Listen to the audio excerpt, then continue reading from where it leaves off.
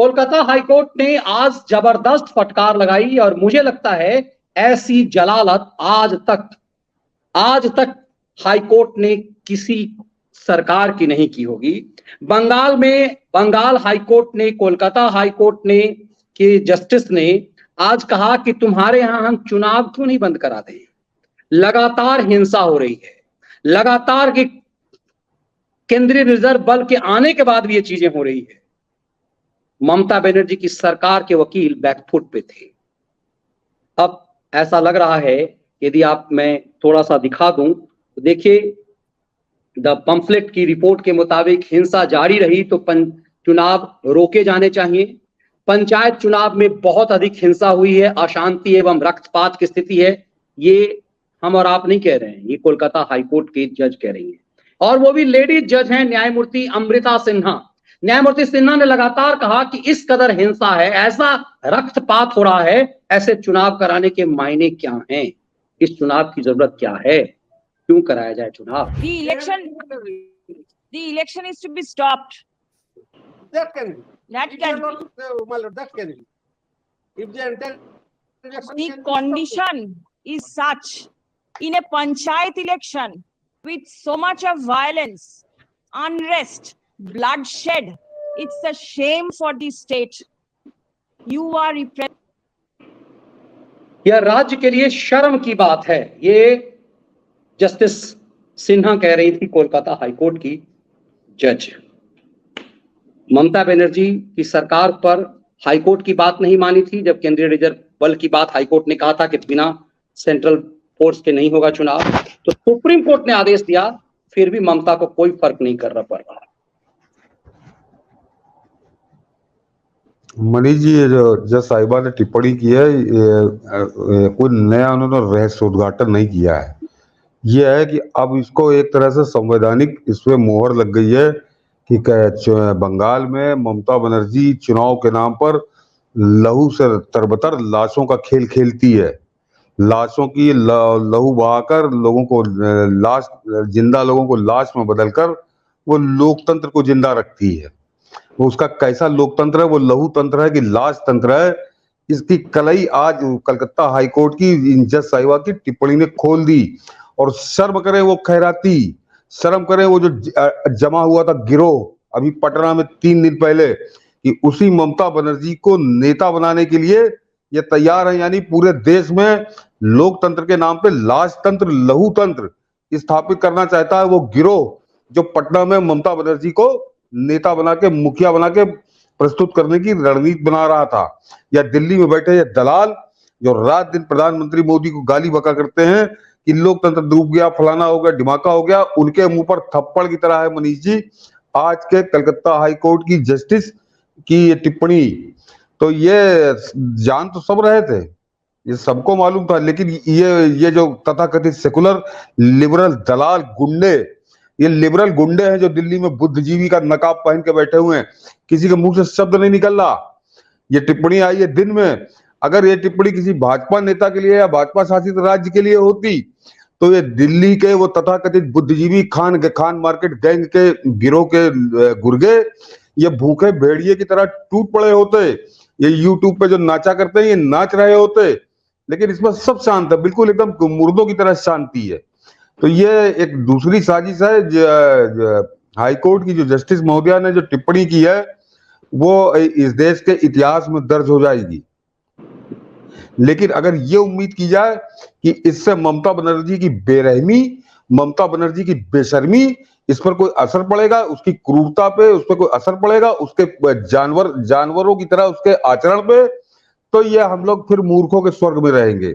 मनीष जी, हमारे हिंदुस्तान में लोगों की याददाश्त बड़ी कमजोर होती है।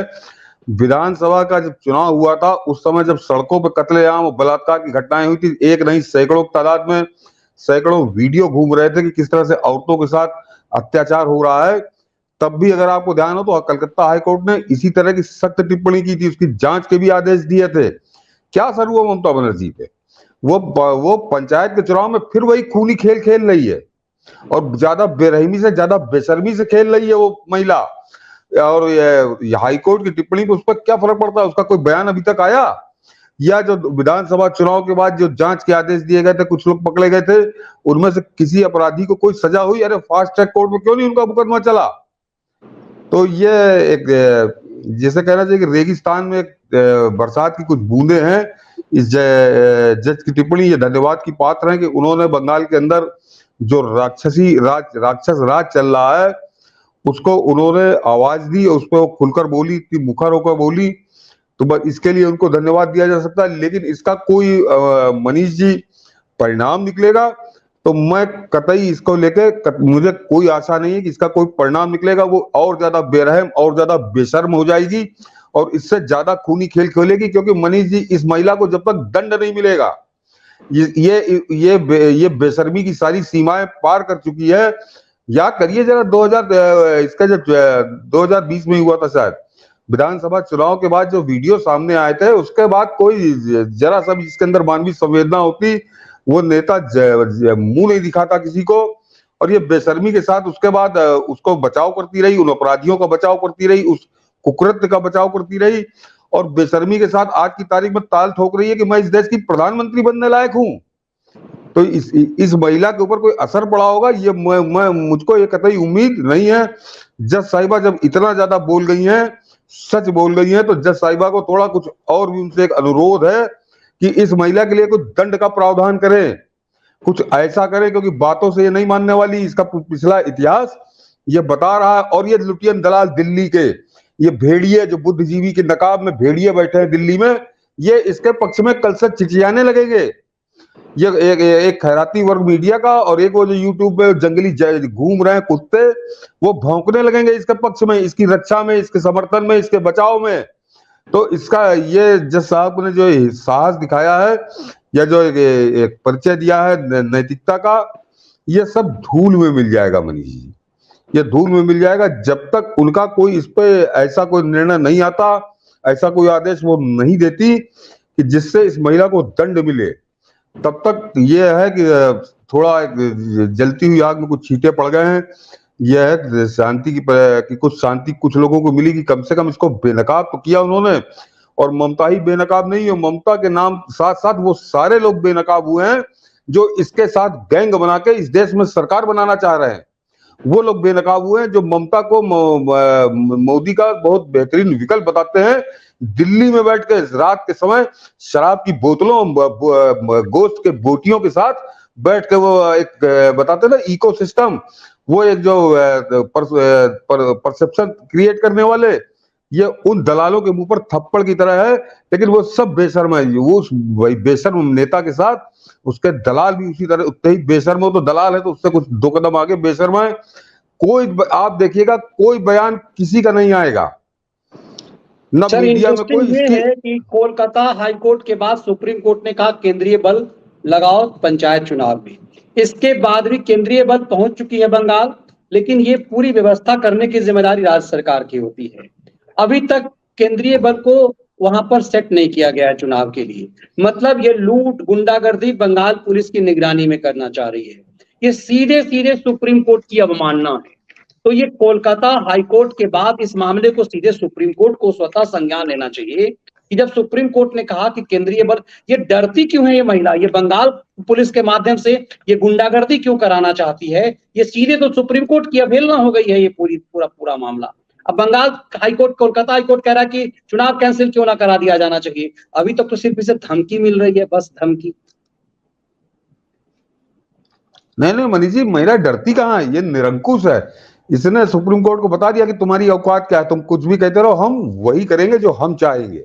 हम उसी तरह का हिंसा का नंगा नाच बंगाल में कराएंगे जो तुम रोकना चाहते हो, या देश रोकना चाहता है। तो तुम्हारे चाहने से, तुम्हारे कहने से, तुम्हारे आदेश देने से कोई फर्क नहीं पड़ता। हम उसी तरह का हिंसा का नंगा नाच, बल्कि और ज्यादा विभत्स नाच बंगाल में होने देंगे। और वो हो रहा है मनीष जी। वो जो हाईकोर्ट की जस्टिस की जो टिप्पणी है, उसके बाद तो बहुत कुछ स्पष्ट हो गया कि वही हो रहा है जो वो चाह रही है। तो मैंने कहा ना कि जस्टिस की जो टिप्पणी है उस पर खुश होया जा सकता है कि किसी ने इसके मुंह पर इसको आईना दिखाया है, लेकिन उसका कोई सुखद परिणाम होगा इसकी मैं उम्मीद नहीं करता हूं। वो और ज्यादा कत्लेआम कराएगी, क्योंकि वो जानती है कि इस देश का सुप्रीम कोर्ट जहांगीर में जो रोहिंग्या गुंडों के अवैध कब्जे में बुलडोजर चलता है तब वो एक्टिव होता है, आधे घंटे के अंदर सब रुकवा देता है और वो गुंडे आज भी कब्जा जमाए बैठे हैं।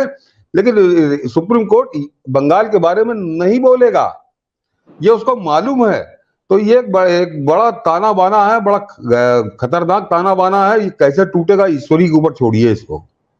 बिल्कुल, हम लगातार देख रहे हैं कि बंगाल के मामले में इतनी सारी पिटीशन सुप्रीम कोर्ट में हैं, इतने सारे पिटीशन सुप्रीम कोर्ट में हैं, अब तक उस पर कोई एक्शन नहीं लिया गया है। पहली बार ऐसा हुआ कि कम से कम सुप्रीम कोर्ट ने कहा कि केंद्रीय रिजर्व बल पंचायत चुनाव में होने चाहिए।